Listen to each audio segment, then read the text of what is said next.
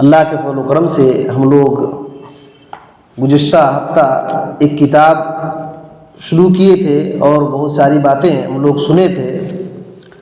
ذوق الصلاۃ عند ابن القیم، امام ابن القیم رحمۃ اللہ علیہ نے اپنی کتابوں کے اندر نماز کے تعلق سے شوق کیسے پیدا ہوگا اس کے تعلق سے بہت کچھ باتیں ذکر کیا.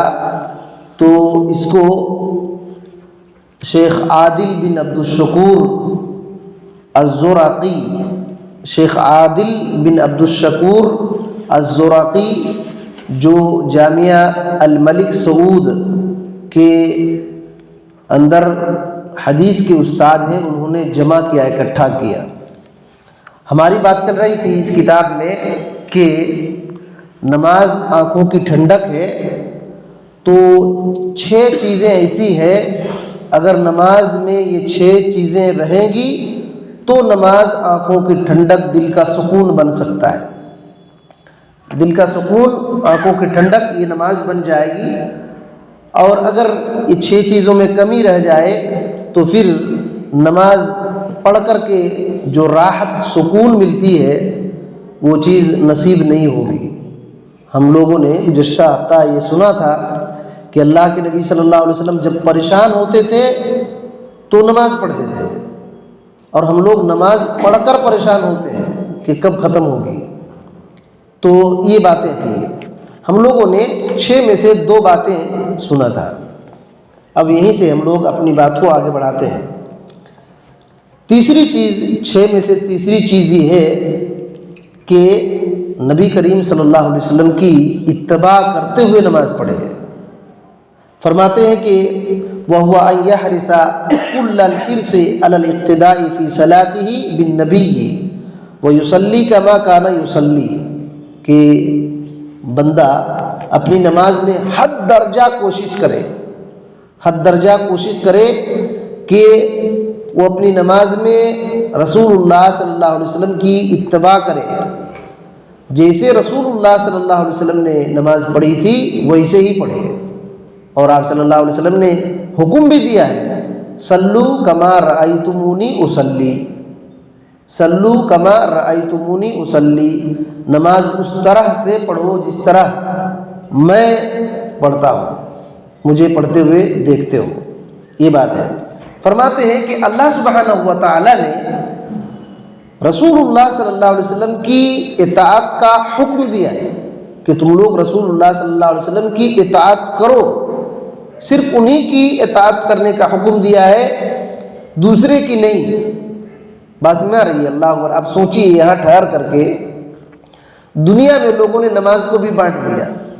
حنفی نماز، شافعی نماز، حنبلی نماز، مالکی نماز، صوفیوں کی نماز، تو شیعہ کی نماز، تو یہ کی نماز، وہ کی نماز. یہ بکواس ہے، بربادی ہے. اللہ کے نبی صلی اللہ علیہ وسلم کے بارے میں اللہ نے حکم دیا کہ ان کی اتباع کرو، اور کسی کی اتباع کرنے کا حکم نہیں دیا ہے. فرماتے ہیں ہاں ایک طرح سے ہے کہ اگر کوئی آدمی کوئی ایسا حکم دے جو حکم رسول اللہ صلی اللہ علیہ وسلم نے دیا ہے تب اس کی بات مانی جائے گی، تب اس کی بات مانی جائے گی. تو یہ بات فرماتے ہیں، کہتے ہیں کہ کل احد سوى الرسول، رسول اللہ صلی اللہ علیہ وسلم کے علاوہ تمام کے تمام، ہر ایک ایسے ہیں، ان کی حیثیت ہی ایسی ہے، ماخوذ من قولہ ومتروک، ان کی بات لی بھی جا سکتی ہے اور چھوڑی بھی جا سکتی ہے.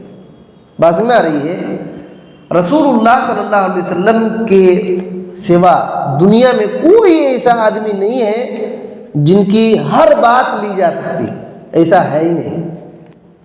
امام مالک رحمۃ اللہ علیہ نے نبی کریم صلی اللہ علیہ وسلم کی قبر کی طرف دیکھ کر اشارہ کرتے ہوئے کہا تھا کہ صاحب قبر یعنی رسول اللہ صلی اللہ علیہ وسلم کے علاوہ ہر ایک کی بات لی بھی جا سکتی ہے اور چھوڑی بھی جا سکتی ہے. آپ صلی اللہ علیہ وسلم ہی ایسے ہیں کہ ان کی کوئی بات چھوڑی نہیں جا سکتی ہے. کوئی بھی بات جو آپ صلی اللہ علیہ وسلم نے بتلایا وہ چھوڑی نہیں جا سکتی، ہر بات لی جا سکتی ہے. تو یہ بات ہے. تو بندہ جب نماز میں رسول اللہ صلی اللہ علیہ وسلم کی اتباع کرتے ہوئے پڑھے گا، وہ نماز آنکھوں کی ٹھنڈک اور دل کا سکون بنے گی۔ تعجب ہوتا ہے، آدمی نماز پڑھانے والا بھی عجیب ہوتا ہے اور نماز پڑھنے والے بھی عجیب ہوتے ہیں۔ ایسے ایسے مسجدیں ہیں کہ کبھی بھی دعائے افتتاح پڑھتے ہی نہیں، اللہ اکبر الحمدللہ رب العالمین، جیسے اللہ اکبر کیا اور شروع کر دیا الحمدللہ رب العالمین۔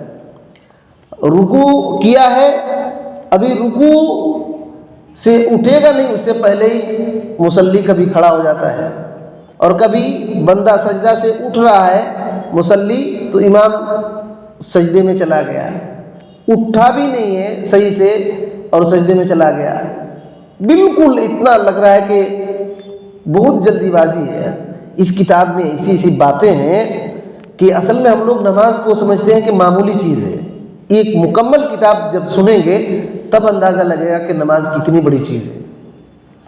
تو دیکھیے، جو نماز کو نماز کی طرح نہیں پڑھتے ہیں تو اس نماز میں کبھی بھی لذت اور دل سکون نہیں ملتا ہے، یہ بات ہے۔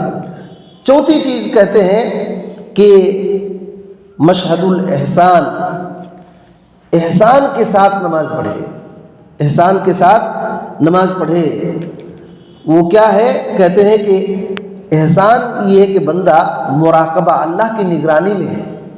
جب نماز کے لیے کھڑا ہو تو اس کا تصور یہ ہے کہ میں اللہ کی نگرانی میں ہوں، اللہ کی نگرانی میں ہوں۔ وَهُوَ أَن يَعْبُدَ اللَّهَ كَأَنَّهُ يَرَاهُ، ایسی اللہ کی عبادت کرے گویا کہ اللہ کو دیکھ رہا ہے، اللہ کو دیکھ رہا ہے۔ کہتے ہیں یہ چیز کیسے پیدا ہوگی کہ اللہ کو میں دیکھ رہا ہوں، یہ چیز کہاں سے آئے گی؟ تو کہتے ہیں انما ينشأ من كمال الایمان باللہ واسمائہ وصفاتہ حتی کأنہ یری اللہ سبحانہ فوق سماواتہ، یہ چیز اللہ اور اس کے ناموں اور اس کے صفات پر مکمل ایمان کی وجہ سے حاصل ہوتی ہے۔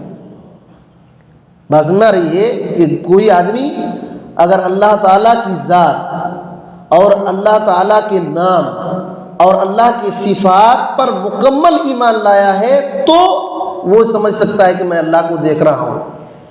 ورنہ دنیا میں عجیب عجیب لوگ ہیں، اللہ کے نام کو، اللہ کی صفات کو نہیں مانتے۔ ابھی کون ایک تیلگو بیان کرنے والا نے کہہ دیا کہ اللہ کا کوئی نام نہیں، اس کو قرآن اس کو سمجھ میں نہیں آیا ہے، صحابہ کرام کا طریقہ اس کو سمجھ میں نہیں آیا ہے۔ تو یاد رکھیے، جو آدمی اللہ تعالیٰ کی ذات، اللہ کے نام اور اللہ کی صفات پر مکمل ایمان نہیں لائے گا تو یہ چیز اس کے اندر پیدا ہی نہیں ہو سکتی کہ اللہ مجھے دیکھ رہا ہے یا میں اللہ کو دیکھ رہا ہوں۔ یہ احسان ہے۔ احسان یہ ہے کہ بندہ یہ سوچے کہ میں اللہ کو دیکھ رہا ہوں یا اللہ مجھ کو دیکھ رہا ہے، تو نگرانی میں ہوگا، نگرانی میں ہوگا۔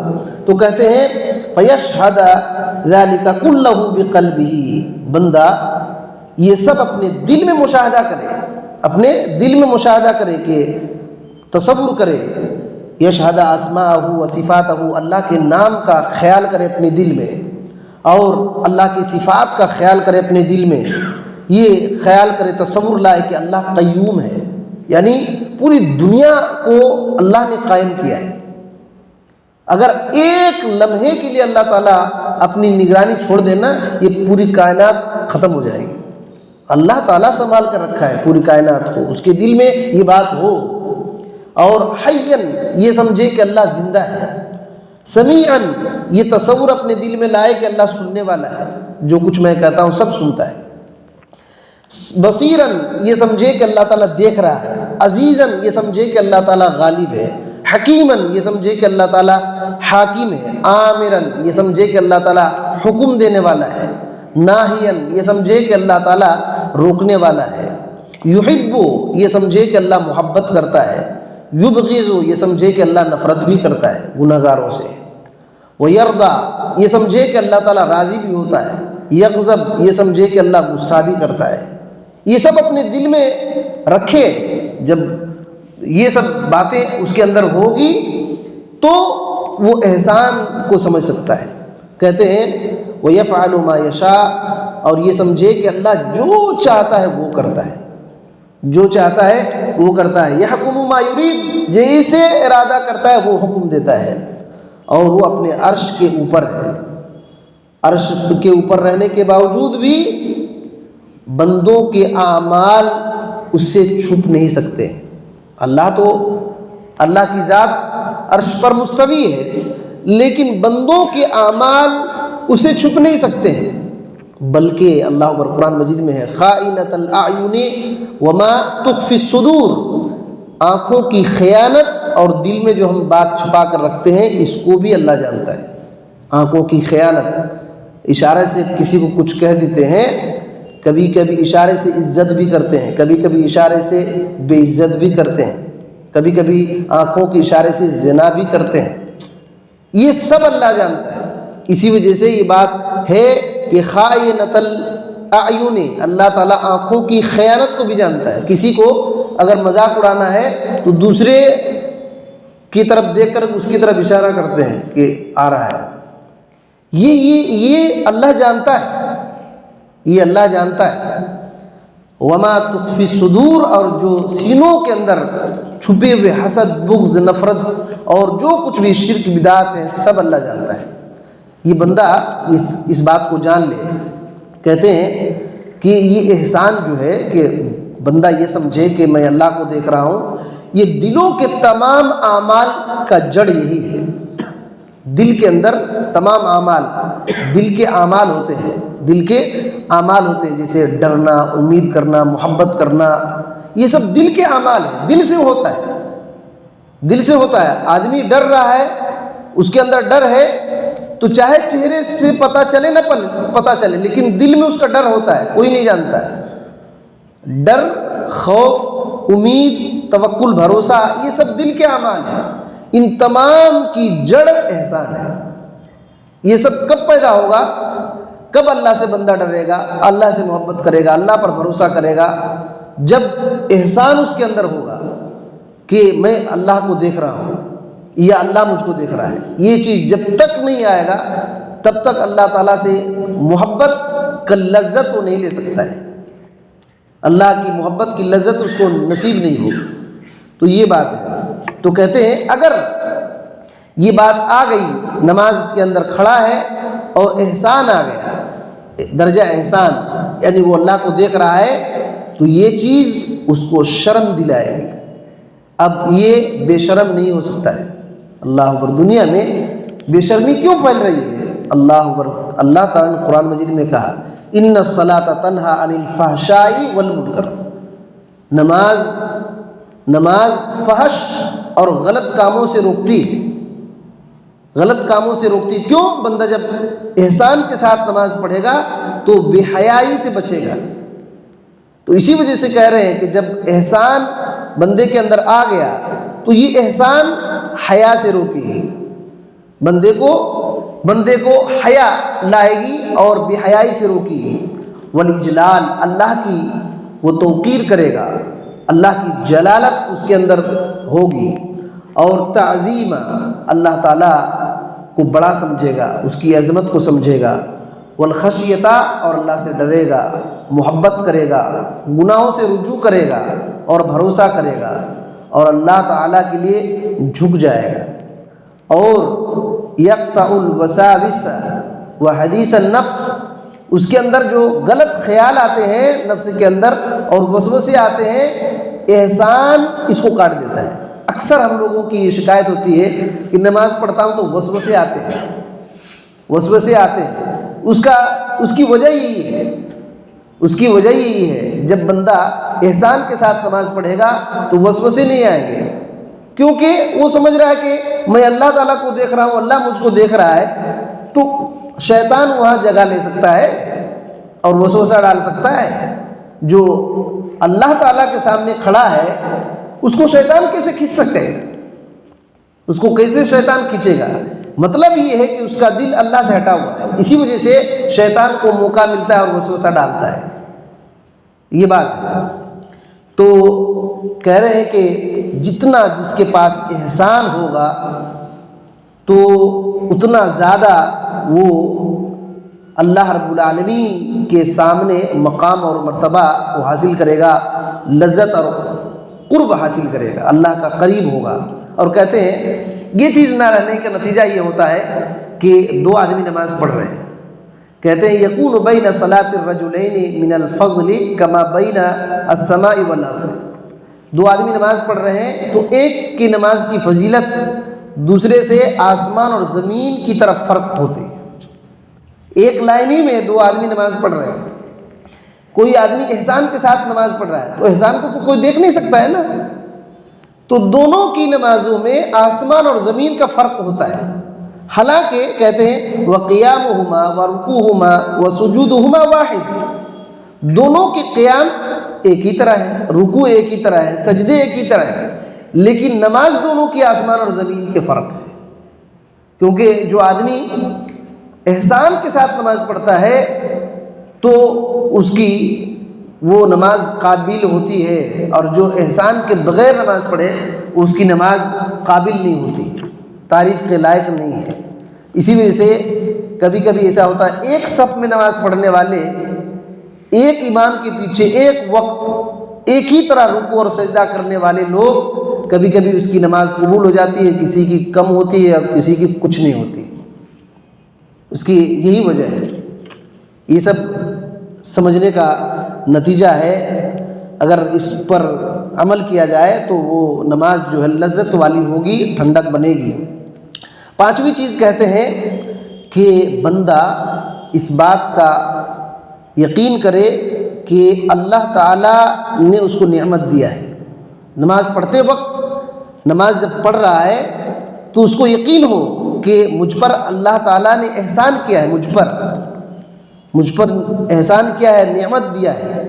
کہتے ہیں کہ وَهُوَ أَن يَشْهَدَ أَنَّ الْمِنَّةَ لِلَّهِ سُبْحَانَهُ، اس بات کا یقین کرے بندہ، گواہی دے کہ تمام کی تمام نعمتیں اللہ کے لیے ہیں، اور اللہ تعالیٰ ہی وہ ذات ہے جس نے اس کو اپنے سامنے کھڑے ہونے کا لائق بنایا ہے۔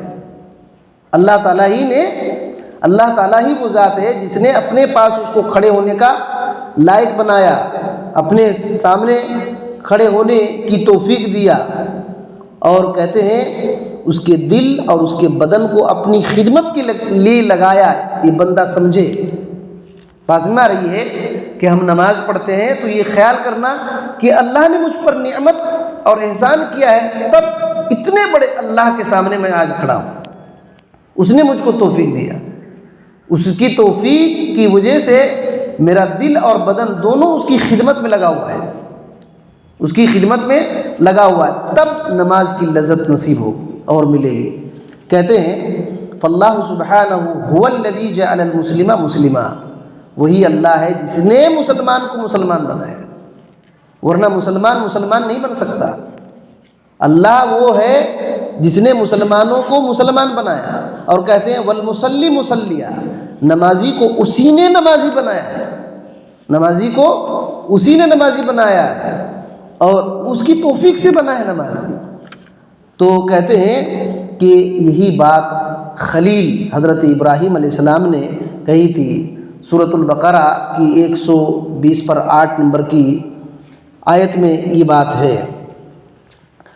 حضرت ابراہیم علیہ السلام نے کہا ربنا وجعلنا مسلمین لک ومن ذریتنا امۃ مسلمۃ لک وارنا مناسکنا وتب علینا انک انت التواب الرحیم۔ ایک مرتبہ تیلگو میں پڑھیے۔ بسم اللہ الرحمن الرحیم۔ మా ప్రభు మమ్మల్ని నీ విధేయులు ముస్లింలుగా చేసుకో, మా సంతతి నుండి కూడా నీ విధేయతకు కట్టుబడి ఉండే ఒక సమూహాన్ని ప్రభవింపజేయి, మాకు మా ఆరాధన రీతులను నేర్పు। ఓ అల్లా, మమ్మల్ని క్షమించు, నిశ్చయముగా నీవు మాత్రమే పశ్చాత్తాపాన్ని స్వీకరించేవాడువు। تو اس میں یہی بات ہے کہ حضرت ابراہیم علیہ السلام نے کہا ربنا وجعلنا مسلمین لک، اے ہمارے رب ہم کو تیرے لیے مسلمان بنا، تیرا فرما بردار بنا، ومن ذریتنا، اور ہماری ذریت ہماری اولاد اور نسلوں کو بھی امتا مسلمہ بنا، فرما برداری کرنے والی امت بنا، اور تیری فرما برداری کرنے والی بنا، وَأَرِنَا مَنَاسِكَنَا، اور ہماری عبادت کا طریقہ ہم کو سکھا دے، کیسے ہم عبادت کریں تیری، وَتُبْ عَلَيْنَا، اور ہم کو ہماری توبہ کو قبول کر لے، اِنَّكَ أَنْتَ التَّوَّابُ الرَّحِيمُ، تو توبہ قبول کرنے والا اور رحم کرنے والا ہے۔ تو یہ بات ہے کہ مسلمان کو اللہ نے مسلمان بنایا، اس نے توفیق دیا، احسان کیا، تو نمازی کو اس بات کا خیال ہونا چاہیے کہ میں جو نماز پڑھ رہا ہوں یہ اللہ نے مجھ کو احسان کیا ہے، تب میں کھڑا ہو پا رہا ہوں، تب میں نمازی بنا۔ اور حضرت ابراہیم علیہ السلام نے یہ بھی دعا کیا، رب اجعلنی مقیم الصلاۃ ومن ذریتی، کہ ربنا وتقبل دعا، سورہ ابراہیم جو 14 نمبر کی سورہ ہے اس کی 40ویں آیت میں یہ بات ہے کہ رب اجعلنی مقیم الصلاۃ، اے میرے رب مجھ کو نماز کو قائم کرنے والا بنا، ومن ذریتی، اور میری اولادوں کو بھی نماز پڑھنے والا بنا، ربنا وتقبل دعا، اے ہمارے رب دعا کو قبول کر لے، دعا کر رہے ہیں نمازی بنا مجھ کو بھی، اور میری آئندہ آنے والی نسلیں اور ذریت کو بھی نمازی بنا، اور یہ بھی کہہ رہے ہیں کہ میں جو یہ دعا کر رہا ہوں تو قبول کر لے۔ تو یہ بات ہے، تو بندے کو اس بات کا اقرار ہونا چاہیے۔ تو کہتے ہیں لہٰذا یہ احسان صرف اللہ تعالیٰ ہی کی طرف سے ہے، اللہ کی طرف ہی سے ہے کہ اللہ نے اس کو اپنی اطاعت کے لیے کھڑا کیا ہے، سامنے اپنی اطاعت کے لیے کھڑا کیا ہے، اور یہ اللہ تعالیٰ کی اس بندے کے اوپر بہت بڑی نعمت ہے، بہت بڑی نعمت ہے۔ اللہ تعالیٰ نے کہا وما بکم من نعمت فمن اللہ، تمہارے پاس جو کچھ بھی ہے سب نعمتیں اللہ کی طرف سے ہے، سب نعمتیں اللہ کی طرف سے ہے۔ اور سورہ الحجرات جو 40 پر 9 نمبر کی سورہ ہے اس کی 7ویں آیت میں ہے کہ وَلَكِنَّ اللَّهَ حَبَّبَ إِلَيْكُمُ الْإِيمَانَ وَزَيَّنَهُ فِي قُلُوبِكُمْ وَكَرَّهَ إِلَيْكُمُ الْكُفْرَ وَالْفُسُوقَ وَالْعِصْيَانَ أُولَئِكَ هُمُ الرَّاشِدُونَ۔ ایک مرتبہ تیلگو میں پڑھیے، سورہ الحجرات جو 40 پر 9 نمبر کی سورہ ہے، 7ویں آیت۔ بسم اللہ الرحمن الرحیم۔ మీ మధ్య దైవ ప్రవక్త సల్లల్లాహు అలైహి వసల్లం ఉన్నాడనే విషయాన్ని బాగా తెలుసుకోండి। చాలా విషయాలలో అతను గనక మీరు కోరినట్లుగా మసులుకుంటే మీరు ఇబ్బందుల్లో పడిపోతారు, కానీ అల్లా విశ్వాసాన్ని మీకు ప్రియతం చేశాడు, దాన్ని మీ హృదయాల్లో శోభాయానంగా చేశాడు। అవిశ్వాసం పట్ల, దుర్వర్తన పట్ల, అవిధేయత పట్ల మీకు రోత కలిగేలా చేశాడు, ఇలాంటి వారే సన్మార్గగాములు। دیکھیے بات یہ ہے، کہہ دیا کہ تم جان لو تمہارے پاس رسول ہیں، اگر وہ تمہاری اکثر باتوں کی اتباع کرنے لگے تو تمہاری حالت کیا ہوگی، اللہ تعالیٰ نے کہہ دیا۔ لیکن اللہ نے کیا کہا، وَلَكِنَّ اللَّهَ حَبَّبَ إِلَيْكُمُ الْإِيمَانَ، اللہ نے تمہارے دل میں ایمان کی محبت ڈال دیا ہے، ایمان کی محبت ڈال دیا ہے، اور تمہارے دلوں کو اللہ تعالیٰ نے سجا دیا ہے، خوشنما بنا دیا ہے، اور کفر کو، فسق کو اور نافرمانی کو تمہارے دل میں اللہ تعالیٰ نے نفرت ڈال دیا ہے، کفر سے تم نفرت کرتے ہو اور فسق اور نافرمانی سے تم نفرت کرتے ہو۔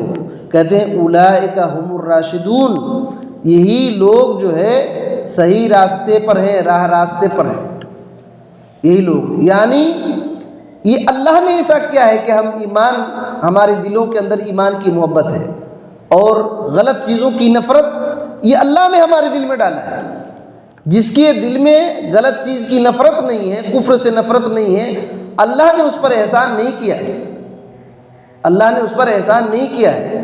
تو اللہ کی نافرمانی اور نماز جو پڑھ رہے ہیں یہ اللہ کا احسان ہے، اور نماز ایمان ہے، اس کی توفیق سے ہم کھڑے ہوئے ہیں، تو بندہ کو اس بات کا اقرار کرنا چاہیے، اس بات کا اقرار کرنا چاہیے۔ تو یہ منظر بندے کے لیے سب سے عظیم ہے، سب سے زیادہ نفع دینے والا ہے۔ جتنا بندہ توحید میں زیادہ کامل ہوگا اتنا ہی اس نعمت کو، اللہ کی نعمت کو سمجھ سکتا ہے۔ بغیر توحید کے اللہ کی نعمت کو کوئی سمجھ ہی نہیں سکتا ہے۔ اور کہتے ہیں جب اللہ تعالیٰ کی احسان اور نعمت کو بندہ سمجھنے لگے گا تو اس کو بہت فائدہ ہوگا۔ کہتے ہیں جیسے ایک فائدہ یہ ہے ان یحول بین القلب و بین العجب بالعمل و رؤیتہ، اگر کسی نے سمجھ لیا کہ میں جو کچھ بھی کر رہا ہوں اللہ کی توفیق اور اس نے مجھ کو احسان کر کے توفیق دیا کرنے کی، تو یہ چیز جو ہے رکاوٹ بنے گی اس کے خود پسندی کا۔ خود پسندی بولے تو میں کتنا اچھا ہوں، میرا کتنا اچھا عمل ہے، لوگوں کو بتاتے رہنا، یہ عجب ہے، یہ پسندیدہ عمل نہیں ہے، یہ پسندیدہ عمل نہیں ہے۔ اور ریاکاری سے بھی بچ جائے گا، ریاکاری سے بھی بچ جائے گا۔ کیوں؟ کہتے ہیں فَإِنَّهُ إِذَا شَهِدَ أَنَّ اللَّهَ سُبْحَانَهُ هُوَ الْمَانُّ بِهِ، کیونکہ وہ گواہی دے رہا ہے کہ میرے پاس جو نیکی ہے سب اللہ تعالیٰ نے احسان مجھ پر کیا ہے تو میں نیکی کر رہا ہوں، میرا اپنا سے کچھ نہیں ہے۔ تو وہ کس بات کی ریاکاری کرے گا اور کس بات کی یہ سمجھے گا کہ میں بہت اچھا کر رہا ہوں، ایسا کر رہا ہوں، ایسے کر رہا ہوں؟ دکھاوا ختم ہو جائے گا، یہ اس کا بڑا فائدہ ہے۔ اور کہتے ہیں یہ جب اس نے گواہی دے دیا ہے کہ توفیق اور نیک کام کی طرف رہنمائی اللہ نے کیا ہے، جب اس بات سے وہ مشغول ہو جائے گا، اس بات کو مانے گا، تو ریاکاری اور عجب پسندی سے دور ہو جائے گا۔ اور پھر این یسول بہ علی الناس، لوگوں پر اپنا روب نہیں جمائے گا، اپنے نیک اعمال کی وجہ سے لوگوں پر روب نہیں جمائے گا۔ بہت سارے لوگ ایسے ملیں گے تو ڈائریکٹ منہ میں کہہ دیں گے کہ ہمارے علاوہ کوئی جنت میں نہیں جائے گا۔ وہ اپنے عمل کو اتنا زیادہ خوش فہمی میں مبتلا ہو گیا کہ یہ کہہ رہا ہے کہ ہمارے علاوہ کوئی جنت میں نہیں جائے گا۔ اب سوچئے، یہی ہے عجب، یہی عجب ہے۔ اگر کسی کو معلوم ہو گیا کہ میں جو عمل کر رہا ہوں اللہ نے توفیق دیا، ہماری اوقات ہی کیا ہے، اللہ نے توفیق دیا ہے، تو اپنے اس عمل سے کسی پر روب نہیں جمائے گا، کسی پر روب نہیں جمائے گا۔ کہتے ہیں فَيَرْفَعَ مِنْ قَلْبِهِ، وہ تکبر، یہ سب عجب، بیانی، دکھاوا سب اس کے دل سے ہٹ جائے گا، اڑ جائے گا۔ تو نہ ہی اپنی زبان سے وہ ایسا کر سکتا ہے اور نہ ہی اپنے اعمال کی کثرت، یعنی میں بہت عمل کرنے والا ہوں، یہ بھی نہیں دکھائے گا، لوگوں کے پاس نہیں دکھائے گا، زبان سے بھی نہیں کرے گا اور اپنے عمل سے بھی نہیں۔ اور دوسرا فائدہ یہ ہے کہ بندہ حمد کو، تعریف کو اللہ کی طرف حوالے کرے گا اور یہ سمجھے گا کہ صرف وہی اس کا حقدار ہے، تعریف کا حقدار صرف وہی ہے، صرف وہی ہے، میں تعریف کا حقدار نہیں ہوں، کیونکہ جب اس نے ہی مجھ کو توفیق دیا ہے نیکی کرنے کا، تو تمام کی تمام تعریف کا حقدار صرف وہی ہے، صرف وہی ہے۔ تمام کی تمام نعمت اور فضل اسی کی طرف سے آئی ہے، خیر بلائی سب کے سب اسی کے ہاتھ میں ہے، تو میں تعریف کے قابل نہیں ہوں، اللہ تعریف کے قابل ہے۔ تو بندہ کو یہ سمجھ میں آ جائے گا، تو تعریف اب نہیں چاہے گا، تمام تعریف اللہ کے لیے حوالے کرے گا، اپنے لیے کوئی تعریف نہیں چاہے گا۔ تو یہ بات ہے۔ تو یہ جب تک چیز نہیں آئے گی نماز کا مزہ نہیں ملے گا اور آنکھوں کی ٹھنڈک نہیں بن سکے گی۔ چھٹی چیز کہتے ہیں بندے کے اندر اس بات کا احساس ہو کہ میرے اندر کمی ہے، تقصیر، اس کو کہتے ہیں تقصیر۔ بندے کو اس بات کا احساس ہونا چاہیے کہ میرے اندر کمی ہے، میرے اندر کمی ہے۔ کہتے ہیں وَأَنَّ الْعَبْدَ لَوِ اجْتَهَدَ فِي الْقِيَامِ بِالْأَمْرِ غَایَةَ الْاجْتِهَاد، بندہ اگر اللہ کے حکم کو انجام دینے کی حد درجہ کوشش کر لے، آخری حد تک کوشش کر لے کہ میں اللہ کے حکم کو انجام دوں گا، جو کچھ اللہ نے کہا ہے، اور پوری طاقت لگا دے، فہوا مقصر، پھر بھی اس کے اندر کمی ہے، پھر بھی اس کے اندر کمی ہے۔ وحق اللہ سبحانہ علیہ اعظم، کیونکہ اس کے اوپر جو اللہ کا حق ہے وہ بہت بڑا ہے۔ کما حقہ، جیسے کہ اس کا حق ہے وہ ادا نہیں کر سکتا، وہ ادا نہیں کر سکتا ہے۔ اسی وجہ سے کہتے ہیں اس کو چاہیے کہ مقابلہ نہ کرے، اپنی عبادت سے مقابلہ نہ کرے، اطاعت کرے، اللہ تعالیٰ کی عبادت کرے اور خدمت کرے۔ اللہ تعالیٰ نے جو حق رکھا ہے نا، اپنے عمل سے مقابلہ کر ہی نہیں سکتا ہے کہ میں نے برابری کر دیا، اس کے اندر کمی رہے گی، اس کے اندر کمی رہے گی۔ کہتے ہیں ان عظمتہ وجلالہ سبحانہ یقتضی من العبودیہ ما یلیق بہ، بس کوشش کرے کہ اللہ کی عظمت اور جلالت اور شان کا تقاضا یہ ہے کہ جو اللہ تعالیٰ جس عبادت کو لائق دیکھنا چاہتا ہے ویسے عبادت کرنے کی کوشش کرے، جس اللہ تعالیٰ کو جو عبادت پسند ہے، لائق ہے، اس طرح عبادت کرنے کی کوشش کرے۔ اور کہتے ہیں وَإِذَا شَهِدَ الْعَبْدُ مِن نَفْسِهِ أَنَّهُ لَمْ يُوَفِّ رَبَّهُ فِي عُبُودِيَّتِهِ حَقَّهُ وَلَا قَرِيبًا مِّن حَقِّهِ عَلِمَ تَقْصِيرَهُ، کہ جب بندہ اپنے بارے میں اس حقیقت کو جان لیتا ہے کہ اس نے اپنے رب کی عبادت میں اس کا حق ادا نہیں کیا، جب بندہ یہ جان لیتا ہے کہ میں نے اپنے رب کی حقیقت میں عبادت کا حق ادا نہیں کر پایا، اور حق تو ادا کرنے کی دور کی بات اس کے قریب تک پہنچ نہیں پایا، تو اپنی کمی اس کو معلوم ہو جاتی ہے کہ میرے اندر کمی ہے۔ ہم لوگ کیا اللہ کے حق کو ادا کر سکتے ہیں؟ خالی نماز کسی طرح پڑھ لے رہے ہیں، اور وہ بھی کتنی چیزیں ہم کو یاد بھی نہیں، نماز میں کیا کیا پڑھی جاتی ہے، اس کا کیا مطلب ہوتا ہے، تو اس کا نماز کا حق کہاں سے ادا ہو جائے گا؟ اور ایک تو حکم نہیں ہے، تو بندہ یہ جان لے کہ میں اللہ رب العالمین کی جو عبادت ہے اس کا حق ادا نہیں کر سکتا، تو خود بخود اس کی کمی معلوم ہو جائے گی، خود بخود اس کی کمی معلوم ہو جائے گی۔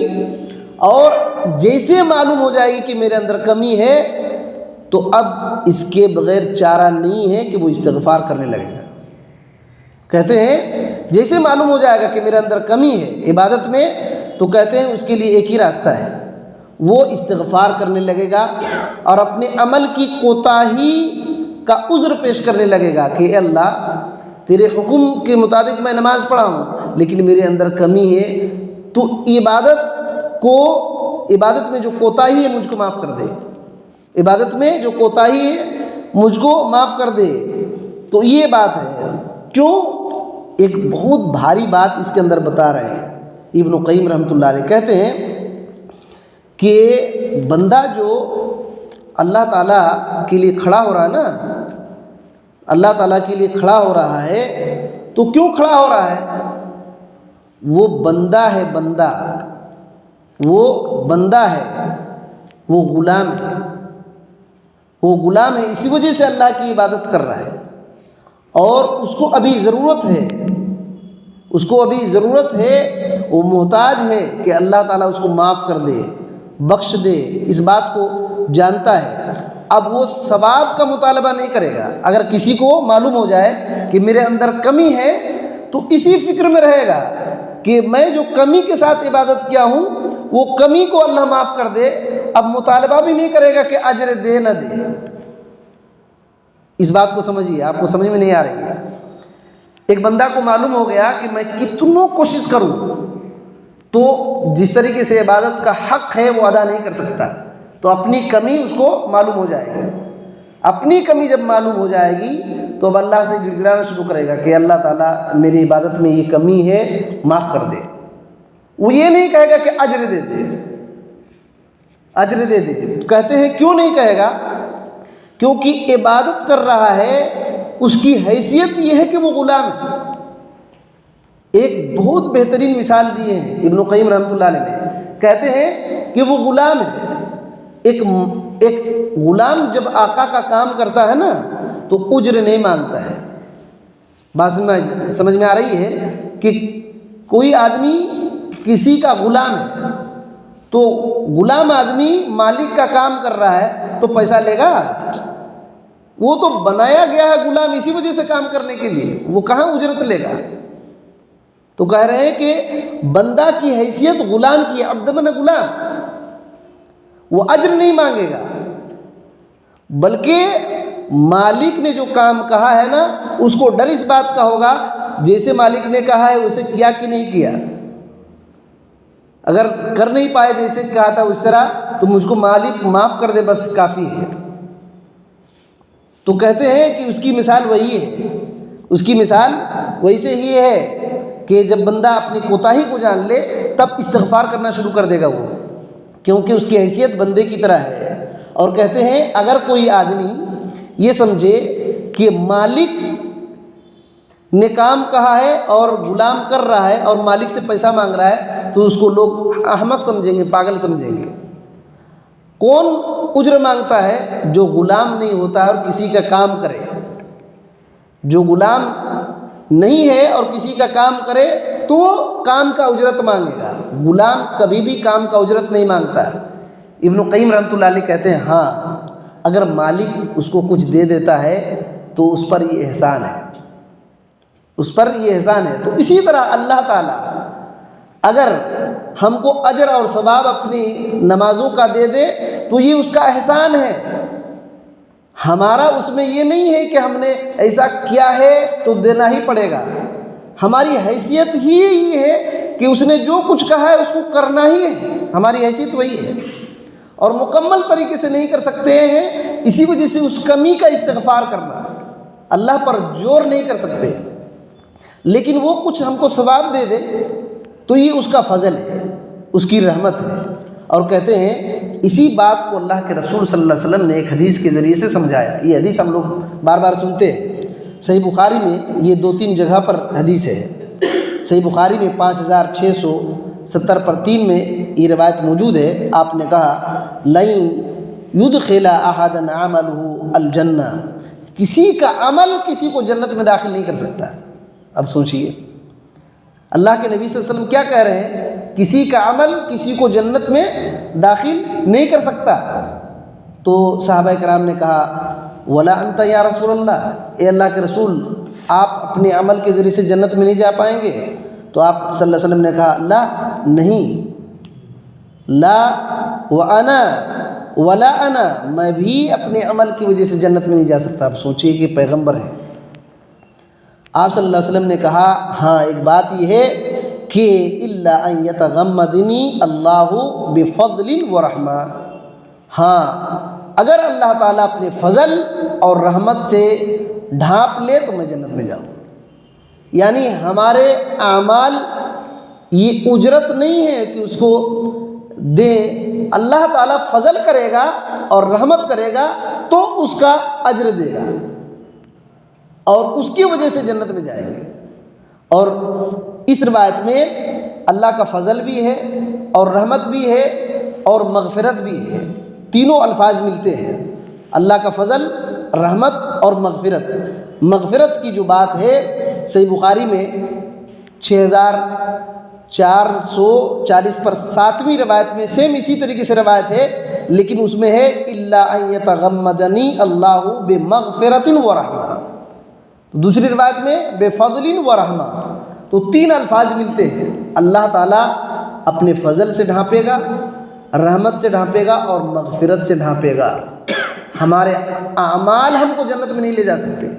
اسی وجہ سے ابن قیم رحمۃ اللہ علیہ نے اس بات کا تذکرہ کیا کہ جس طریقے سے غلام کوئی کام کرتا ہے تو مالک اگر اس کو مالک سے وہ کام کی قیمت نہیں لے سکتا کیونکہ وہ غلام ہے، غلام نہیں رہے گا تو قیمت لے گا، اور ہم سب اللہ کے غلام ہیں۔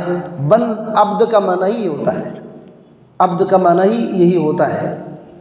اور کہتے ہیں آگے کہتے ہیں کہ ایک عقل مند انسان اور بصیرت رکھنے والے انسان اور جس کا دل زندہ ہے اس کے لیے یہی کافی ہے کہ اللہ تعالیٰ نے جو حکم دیا ہے اور جن چیزوں سے روکا ہے ان تمام چیزوں میں سے صرف نماز پر خالی غور کرے گا، نماز پر غور کرے گا تو اس کو معلوم ہو جائے گا کہ نماز کے اندر کتنی حکمتیں ہیں، کتنی کیسی حکمتیں ہیں، اور ظاہر اور باطن، انسان کے ظاہر اور باطن کے کتنے فائدے ہیں، اور ایسے فائدے ہیں جو دل اور روح اور بدن، دل، روح اور بدن تینوں کو فائدے ہیں۔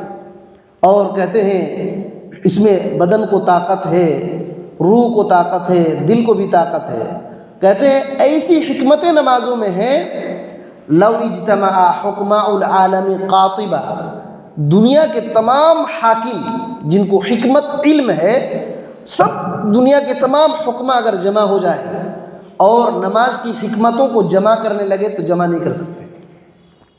نماز کی حکمتوں کو جمع کرنے لگے تو دنیا کے تمام حکماء جن کو اللہ نے علم اور حکمت دیا ہے وہ بھی کوشش کریں، اور کیا کریں؟ استفرغوا قواہم، اپنی طاقت کو جھونک دے، واذہانہم، اپنے ذہن لگا دے، لیکن پھر بھی نماز کے مکمل جو حکمتیں ہیں وہ بیان نہیں کر سکتے۔ کہتے ہیں کہ وہ احاطہ نہیں کر سکتے نماز کے راز اور اس کے اندر کیا کیا فائدے ہیں۔ کہتے ہیں یہ تو چھوڑ دیجئے، بل انقطعوا کلہم دون اسرار الفاتحہ، سورہ فاتحہ کے اندر جو راز ہیں اس کو جمع نہیں کر سکتے تو پوری نماز کا کیا کریں گے؟ پوری نماز کا کیا کر سکیں گے؟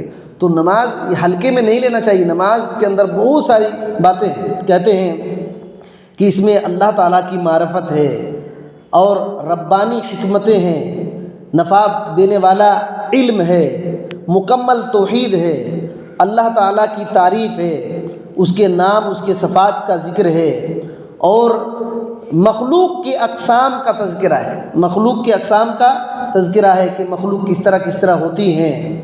اسی طریقے سے اور بہت سارے کہتے ہیں کہ نماز کے اندر ایک چیز غور کریں، کہتے ہیں کہ وما فی مقدماتها وشروطها من الحکم العجیب، کہتے ہیں کہ نماز کے جو مقدمات ہیں، مقدمات بولے تو نماز پڑھنے سے پہلے ہم کو کیا کیا کرنا ہے اور نماز کی شرطیں کیا ہے، بندہ اسی میں غور کرے کہ کیوں یہ سب حکم دیا گیا ہے، اس سے کیوں حکم دیا گیا ہے۔ مثال کے طور پر کہ نماز پڑھنے سے پہلے اپنے بدن کے اعضاء کو پاک کرنا پڑے گا، کپڑے کو پاک کرنا پڑے گا، نماز کی جگہ پاک ہونی چاہیے۔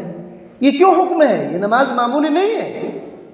نماز پڑھنے سے یہ سب دیکھنا پڑتا ہے نا کہ ہمارا بدن پاک ہو، کپڑا پاک ہو، جہاں پڑھ رہے ہیں وہ پاک ہو، اور کہتے ہیں کہ زینت اختیار کر کے آنا، اور پھر اللہ نے جو گھر بنایا ہے بیت اللہ اسی کی طرف پڑھنا، اسی کی طرف پڑھنا، اور دل کو اللہ کے لیے ہی خالی کر دینا، اور اخلاص نیت ہونا چاہیے، اور اسے کلمے سے شروع کرنا جس کے اندر عبادت اس میں داخل ہے۔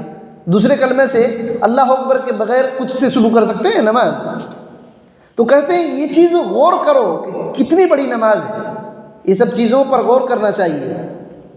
تو یہ سب باتیں ہیں نماز کے اندر۔ کہتے ہیں کہ دل کو صرف اللہ کی طرف یہ کرنا، جو اللہ تعالی بہت بڑا ہے، عظیم ہے، سب سے بڑا ہے، دل کے اندر وہ باتیں ہونی چاہیے نماز کے اندر۔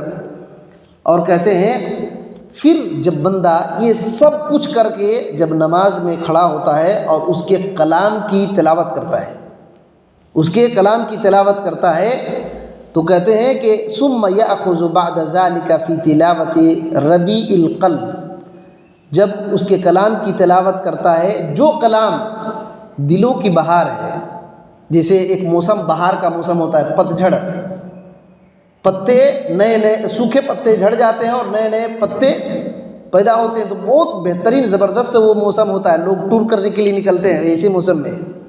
تو کہتے ہیں قرآن جو ہے تلاوت کرے گا تو اس کی دل کی بہار ہے، خوشی اس کو نصیب ہوگی۔ شفاء الصدور، جو سینوں کے لیے شفا ہے، وہ کلام پڑھ رہا ہے۔ اور کہتے ہیں نور البصائر، آنکھوں کی نور ہے، وہ کلام پڑھ رہا ہے۔ حیات ارواح، اور روح کی زندگی، وہ کلام پڑھ رہا ہے۔ وَهُوَ كَلَامُ رَبِّ الْعَالَمِينَ، وہ اللہ رب العالمین کا کلام ہے، وہ شروع کر رہا ہے۔ تو کہتے ہیں کہ جب وہ قرآن پڑھتا ہے نا تو گویا کہ ایک گارڈن میں گھس گیا ہے، ایک گارڈن میں باغیچہ میں گھس گیا ہے جہاں بہت بہترین پھول کھلے ہوئے ہیں اور پھل جھکے ہوئے ہیں۔ اللہ تعالیٰ نے قرآن مجید میں کہا ذللت قطوفها تذلیلا، اس کے پھل جھکے ہوئے ہیں اور اس کو ہر قسم کی سہولت دے دی گئی ہے کہ جیسے چاہتے ہو بیٹھے بیٹھے توڑنا چاہتے ہو، کھڑے کھڑے توڑنا چاہتے ہو۔ ایسے باغ میں گھس گیا ہے کہ توڑنے میں کوئی پریشانی نہیں، توڑنے میں کوئی پریشانی نہیں۔ تو کہتے ہیں قرآن مجید پڑھتا ہے نا تو گویا کہ باغ میں گھس گیا ہے، وہ فائدے والی چیز کو حاصل کرتا ہے، اللہ کی حکمت حاصل کرتا ہے اور نصیحت حاصل کرتا ہے، بصیرت حاصل کرتا ہے، سبق حاصل کرتا ہے اور حق کو دیکھتا ہے کہ حق ثابت ہے اور باطل ختم ہونے والا ہے۔ جیسے جیسے قرآن کی تلاوت کرے گا ازالت الشبہ، کہتے ہیں اس کے ڈاؤٹ کلیئر ہوں گے، اور کہتے ہیں جواباً عن مسئلۃ، بہت سارے سوال کا جواب اس کو مل جائے گا، اور کہتے ہیں مشکل راستوں سے بچنے کے لیے اس کے پاس ذریعہ ہو جائیں گے، اور کامیابی اور سعادت مندی کا ذریعہ اس کو مل جائے گا۔ تو یہ سب فائدے ہیں جب قرآن پڑھنے لگے گا تو، اور ہدایت نصیب ہوگی، اور پھر دل کے اندر جب قرآن پڑھے گا تو کہتے ہیں کہ دل کے اندر ایسی کیفیت ہوگی کہ جیسے بارش نازل ہو رہی ہے، ایسی بارش کہ جو سوکھی زمین کو زندہ کر دیتی ہے، اس بارش کے بغیر وہ زمین زندہ نہیں رہ سکتی۔ سیم اسی طریقے سے جب بندہ قرآن پڑھتا ہے تو اس کا دل زندہ ہو جاتا ہے، اس کے بغیر اس کا دل زندہ نہیں رہ سکتا۔ یہ چیز نماز سے آتی ہے، یہ چیز نماز سے آتی ہے۔ جب نماز میں بندہ قرآن پڑھتا ہے تو کہتے ہیں کہ تب اس کو جو ہے وہ نماز آنکھوں کی ٹھنڈک بن جاتی ہے۔ تو کہتے ہیں یہ سب نعمت کہاں ملے گی، دل کو سکون کہاں ملے گی؟ یہ چیز اسی سے ہوتی ہے، رب کے مناجات سے۔ اللہ رب العالمین سے جب بندہ فریاد کرتا ہے اپنی زبان سے اور تعریف کرتا ہے اور اس کی بزرگی بیان کرتا ہے تو یہ سب چیزیں نصیب ہوتی ہیں۔ ایک چیز انہوں نے دیکھیے، بہت ساری باتیں ہیں، ہم ایک دو بات کی طرف اشارہ کر کے بات کو ختم کریں گے۔ دیکھیے انہوں نے دو چیز خصوصی طور پر مجھ کو یہ کرنا ہے۔ کہتے ہیں کہ جب بندہ نماز پڑھتا ہے نا تو اپنے اعضاء کا استعمال کرتا ہے کہ نہیں کرتا ہے؟ اعضاء کا استعمال اس کے بارے میں کہتے ہیں، دیکھیے بندے کے جو بھی جسم میں پارٹس ہیں نا، تو اللہ رب العالمین نے بندے کے ہر اعضاء پر ایک خاص عبادت کو رکھا ہے۔ ہر اعضاء سے کچھ نہ کچھ عبادت ضرور کر سکتے ہیں۔ تو اللہ تعالیٰ نے جسم کے ہر پارٹس کے لیے عبادت کو خاص کر دیا ہے، اسی کے لیے بنایا ہی ہے، اسی کے لیے بنایا ہی ہے۔ تو کہتے ہیں طاعۃ مطلوبۃ منہا، اس عبادت کے بارے میں وہ سوال کیا جائے گا کہ میں نے یہ تمہارا پارٹ دیا تھا اس کام کے لیے، اس کو کیا کہ نہیں کیا؟ اس جسم کے اس پارٹ سے یہ عمل کرنے کے لیے تم کو کہا گیا تھا، بنایا ہی تھا اس کام کے لیے، تم نے اس سے کیا کیا؟ تو کہتے ہیں خلقت لاجلھا وحیئت لھا، کہ اللہ تعالیٰ نے عبادت کے مقصد ہی سے اس کو پیدا کیا ہے اور اس کو تیار کیا ہے، اس کو تیار کیا ہے۔ تو کہتے ہیں جسم کے پارٹس کے استعمال میں لوگ تین طرح ہوتے ہیں، تین طرح سے لوگ ہوتے ہیں اپنے بدن کے پارٹس کو استعمال کرنے کے بارے میں۔ کہتے ہیں ایک ایسے آدمی ہوتا ہے من استعمل تلک الجوارح فیما خلقت لہ وارید منہا، کچھ لوگ ایسے ہیں جو اپنے جسم کے پارٹس کو صرف اسی کام کے لیے استعمال کرتے ہیں جس کے لیے پیدا کیے گئے ہیں، جس کے لیے یہ پیدا کیے گئے ہیں، اور جو ارادہ اس کے پیدا کرنے کا ہے بس وہی کام کرتے ہیں۔ ابن القیم رحمۃ اللہ علیہ کہتے ہیں یہ وہ تاجر کی طرح ہے جو اپنی تجارت سے فائدہ اٹھاتے ہیں، جو اپنے تجارت سے فائدہ اٹھاتے ہیں۔ اور دوسرے آدمی کہتے ہیں کہ من استعملھا فیما لم تخلق لہ، کچھ ایسے لوگ ہیں جو ایسے کام کرتے ہیں اپنے پارٹس سے جس کام کے لیے ان پارٹس کو بنایا ہی نہیں گیا ہے، اور وہ کام بھی اس پارٹس کے لیے نہیں بنایا گیا ہے۔ بات سمجھیے، جسم کے اس پارٹس کو اس کام کے لیے بنایا ہی نہیں گیا ہے، اور وہ کام بھی ان پارٹس کے لیے نہیں بنایا گیا ہے۔ ایسے کام کرتے ہیں، ایسے کام کرتے ہیں۔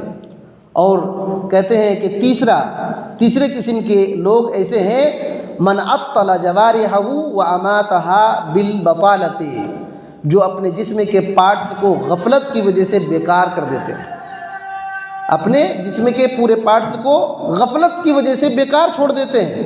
فہذا ایضا خاسر، یہ بھی آدمی نقصان اٹھانے والا ہے، یہ بھی آدمی نقصان اٹھانے والا ہے۔ فإن العبد خلق للعبادۃ والطاعۃ، بندے کو تو پیدا کیا گیا عبادت کے لیے، اطاعت کے لیے، بیکار چھوڑ دینے کے لیے نہیں پیدا کیا ہے۔ تو کہتے ہیں ابغض الخلق الی اللہ البطالۃ الذی هو لا فی شغل الدنیا ولا فی سعی الاخرہ، اللہ کے نزدیک سب سے برا آدمی وہ ہے جو دنیاوی کام میں بھی مشغول نہیں ہے اور آخرت کی کوشش میں بھی مشغول نہیں ہے، ایسے غافل پڑا ہوا ہے اور اپنے آپ کو بیکار کر لیا ہے، اپنے آپ کو بیکار کر لیا ہے۔ تو کہتے ہیں کہ یہ ایسا آدمی ہے، ھذا کل علی الدنیا والدین، یہ آدمی دنیا اور دین دونوں کے لیے بوجھ ہے، دونوں کے لیے بوجھ ہے، جو اپنے جسم کے پارٹس کو بیکار چھوڑ دیا ہے، نہ دنیا اس سے کما رہا ہے اور نہ ہی آخرت کے لیے کوشش کر رہا ہے، اور ایسا آدمی دین اور دنیا دونوں کے لیے بوجھ ہے۔ تو کہتے ہیں جو پہلا آدمی ہے نا، پہلا آدمی جس نے صحیح استعمال کیا، یہ ایسا آدمی ہے اذا حرک او سکنا، یہ حرکت بھی کرے گا یا تو ٹھہرا بھی رہے گا، کھڑا بھی ہوگا یا تو بیٹھے گا، کھائے گا پیے گا، سوئے گا یا کپڑا پہنے گا، بات کرے گا یا تو خاموش رہے گا، سب یہ سارے کام اس کے لیے فائدہ ہے، عبادت میں شمار ہوگا۔ یہ بولے بھی، خاموش رہے بھی، سوئے یا کپڑا پہنے، کھائے پیے، بیٹھے کھڑا ہو، خاموش رہے یا حرکت کرے، سب اس کے فائدے ہی کے لیے ہے، اس کے خلاف یہ نہیں ہوگی اس کے کام، یہ سب کے سب ذکر میں شمار ہوگا، اطاعت میں شمار ہوگا، اللہ کے قریب جانے میں اور مزید ترقی میں شمار ہوگا۔ اور کہتے ہیں اس کی مثال ابن قیم رحمۃ اللہ نے دیا، کہے کہ ایک آدمی ہے، اس کو بہت بڑی زمین دے دی گئی ہے، بہت بڑی زمین دے دی گئی ہے، اور اس زمین میں ہل بھی دے دیا گیا ہے، ہل چلانے کے لیے جتنے بھی سہولتیں ایک آدمی کو اناج اگانے کے لیے ہوتا ہے سب دے دیا گیا ہے، اور یہ بہترین سے استعمال کر کے اناج اگایا، روزانہ اس کی دیکھ بھال کر رہا ہے، خرابی ہوئی تو ٹھیک کر دے رہا ہے، تو کہتے ہیں پوری زمین سے یہ فائدہ اٹھائے گا۔ ایسے ہی جسم کے پارٹس کو صحیح استعمال کرنے والا کی مثال ہے، اور کہتے ہیں وہ آدمی جو اپنے جسم کے پارٹس کو وہ ایسے کام میں استعمال کرتا ہے جس کے لیے یہ بنائے ہی نہیں گئے ہیں، تو کہتے ہیں اس آدمی کی مثال ایسے ہے کہ اس کو بہت بڑی زمین تو دے دی گئی ہے، سارا سہولت دے دیا گیا، حل وغیرہ سب، لیکن اس نے کیا کیا ہے، اس میں اناج نہیں بویا بلکہ درندوں کے لیے چھوڑ دیا زمین، اس میں درندے گھس گئے ہیں، کیڑے مکوڑے گھس گئے ہیں، چور ڈاکو گھس گئے ہیں، اور چور ڈاکو اور فساد کرنے والے اس زمین میں اپج کر رہے ہیں، تو اس کو کچھ بھی حصہ نہیں ملے گا، اس کو تو سب کچھ مل گیا تھا لیکن اس نے اس کی قدر نہیں کیا۔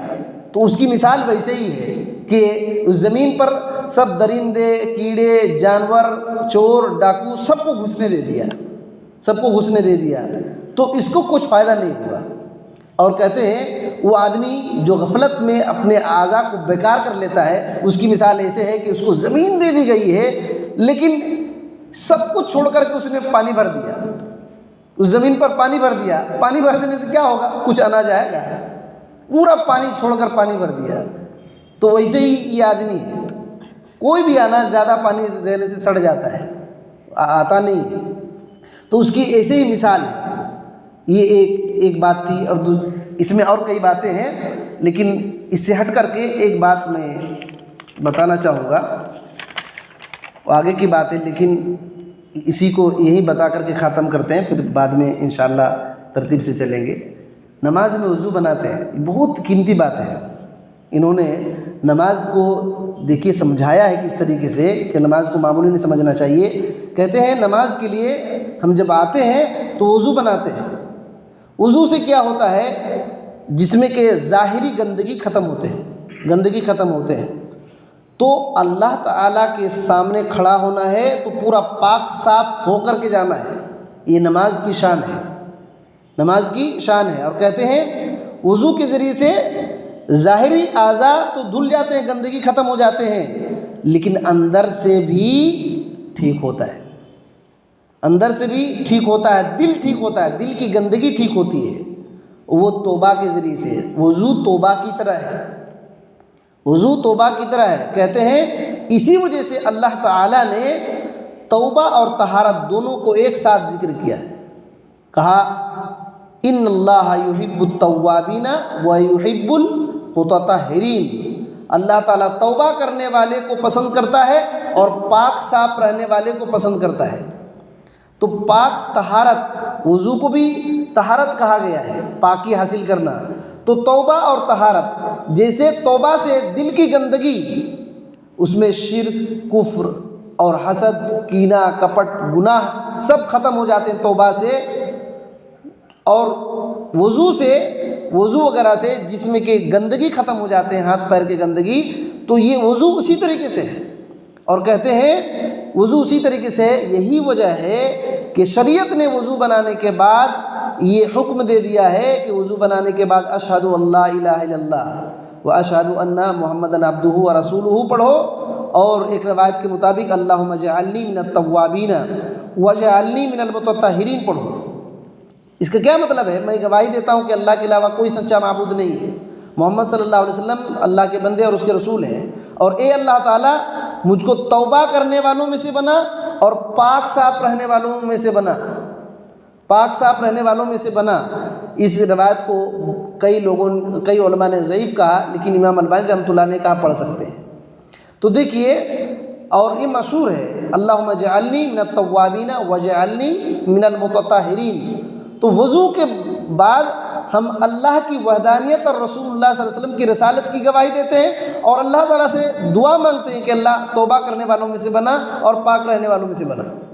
اس کے بارے میں ابن قیم رحمۃ اللہ علیہ کہتے ہیں کہ وضو کے اندر یہ طہارت مکمل طہارت ہے، اور تین باتیں اس کے اندر ہے جو شہادت کی گواہی دے رہے ہیں وضو کے بعد۔ اس سے شرک ختم ہوتا ہے، اور توبہ سے گندگی، ظاہر گندگی ختم ہوتی ہے پانی سے وضو سے ظاہری گندگی ختم ہوتی ہے، اور توبہ سے اندر کی گندگی، گناہ ختم ہوتے ہیں۔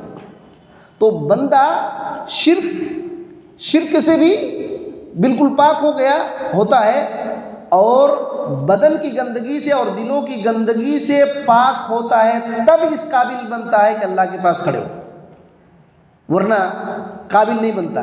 تو کہتے ہیں فشرع اکمل مراتب الطہارۃ قبل الدخول علی اللہ، اسی وجہ سے اللہ کے پاس داخل ہونے سے پہلے شریعت نے اس بات کا ذکر کیا کہ مکمل طہارت